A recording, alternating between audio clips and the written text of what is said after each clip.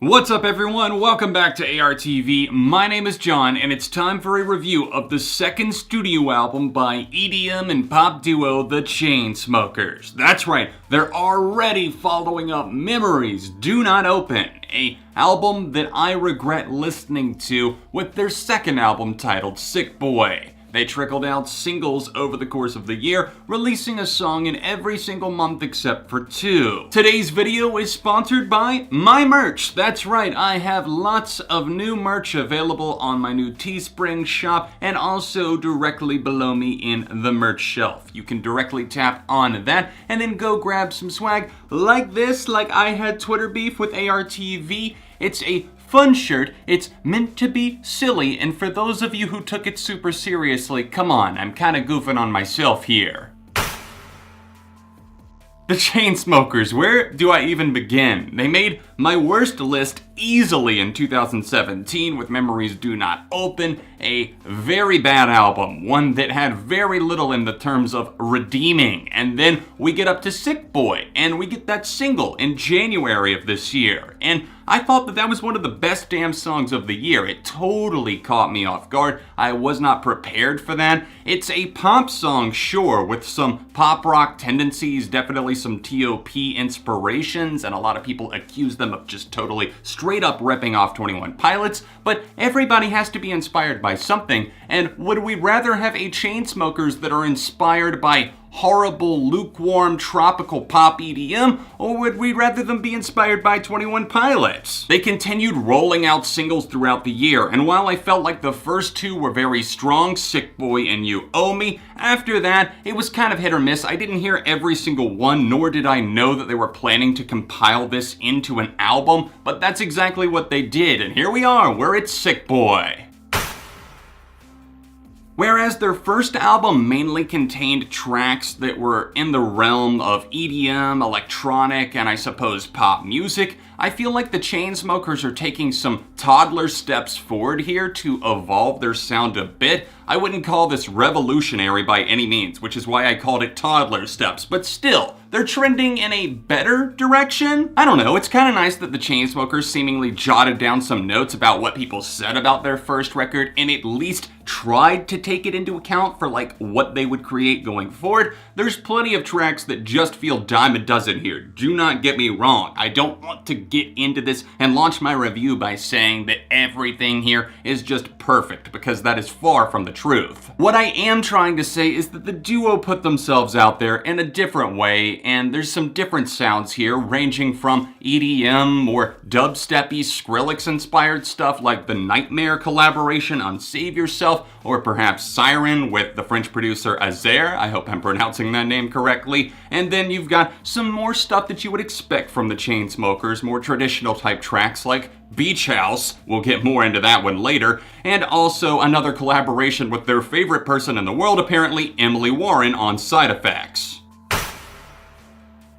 Up to this point, I would say that I've been pretty lenient on the Chainsmokers for their sophomore album cycle, but I do have to talk about some negatives as well, because God knows that there are some. One of those problems lives in-house, and that is Andrew Taggart himself. Not only is he one half of the Chainsmokers alongside Pall, doing production, everything like that, playing some guitar on a few tracks, but you've also got him singing, and his vocals are definitely not the worst thing out there. I feel like so many people really ride him about that point, and I feel like some songs like You Owe Me and Sick Boy are kind of tailor-made to him. But then there's other moments like, oh my god, Everybody Hates Me, where it's literally nails on a chalkboard bad. And Beach House?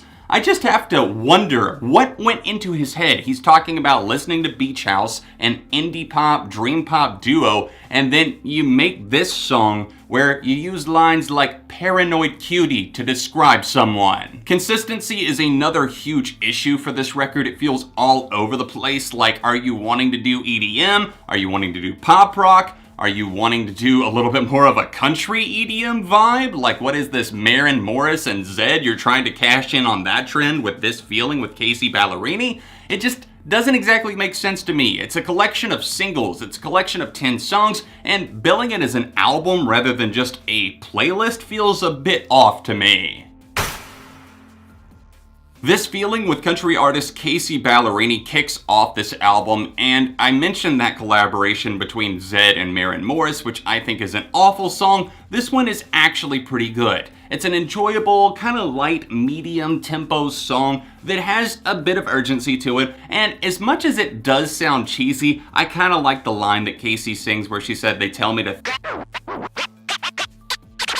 And it just kind of makes me smile a little bit because it's cheap, it's cheesy, but it's just kind of cute. The acoustic guitars and the production suit the song well, and I'd be lying if I said I didn't enjoy it. I mentioned that I didn't hear all of these songs before the album officially came out as a 10-song collection, and there was probably 5 that I did hear, but among the 5 that I didn't, we had Save Yourself featuring a fellow DJ, Nightmare. And this definitely feels like it was inspired by Skrillex and like 2012 dubstep, and being an unapologetic dubstep enthusiast myself, I absolutely enjoyed the hell out of this one. Feel free to clap back at me, as I'm sure you will, and deride dubstep as this over-the-top maniacal ride that you just weren't down for. But can we all agree that music in general has gotten so mid-tempo, so uninteresting? If somebody like the Chainsmokers want to inject a little bit of sunshine in there, into that darkness, into that void that is mid-tempo, just kind of sluggish pop music, then so be it. Let it be the Chainsmokers, because they're doing it with songs like this. And there's also another one that I actually fully enjoyed here. It does feature Emily Warren, and I feel like it's her best collaboration with them to date. It's a song called Side Effects, and it has a sunny disposition that I just can't get enough of. It's funky, it's fun, and I keep coming back to it. We all know that the win streak can't last forever, and it most certainly does not, because the second song on this little album or collection here is titled Beach House, and we see Drew Taggart just rambling about his day, his startup, and then this "Oh Darling of Mine" drop that sounds like every other drop they had done up to this point,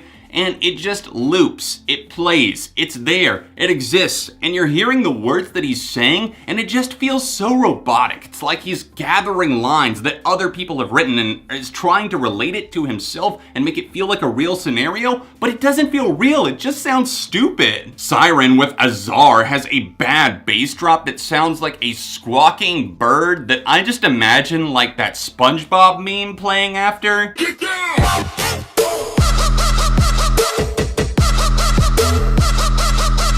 I will quickly mention one other highlight that Sick Boy had to offer. That was Hope with a singer that I had never heard of before, Winona Oak, because she's my Winona. And on this one, she actually does a good job of bringing a little bit more of a melancholic presence, and the production just lays off a bit and lets her be the star of the show. And I feel like that's what the Chainsmokers have often been missing. They are always trying to do something that's flashy or over the top or tropical or trendy or whatever. And this song just cools the jets a little bit. It does feel tropical in some senses, but we get Winona in the spotlight, and I really love that tasteful vocoded section leading up to the chorus. Well, I can't believe that I had that much to say about the Chainsmokers, but here we are at the end of the review. I hope you guys enjoyed it. If you did, then please drop a like on the video. Let me know, what do you think about the new album, or the new collection, should I say, by the Chainsmokers? Do you see this as an improvement over their debut? Because I most certainly do, and I am going to rate this a light 3 out of 5. Sound off any thoughts you might have in the comments section down below, subscribe if you're new to the channel, and consider picking up some of my merch at the second link down below. You can also directly help out the channel by donating to my Patreon on a monthly basis at the top link down below, or else the annotation in the corner of your screen. If you want to see my review on the really bad Memories Do Not Open by the Chainsmokers, then tap here, or tap here for another recent review on the channel. Socials in the description, and I'll see you soon for more on ARTV.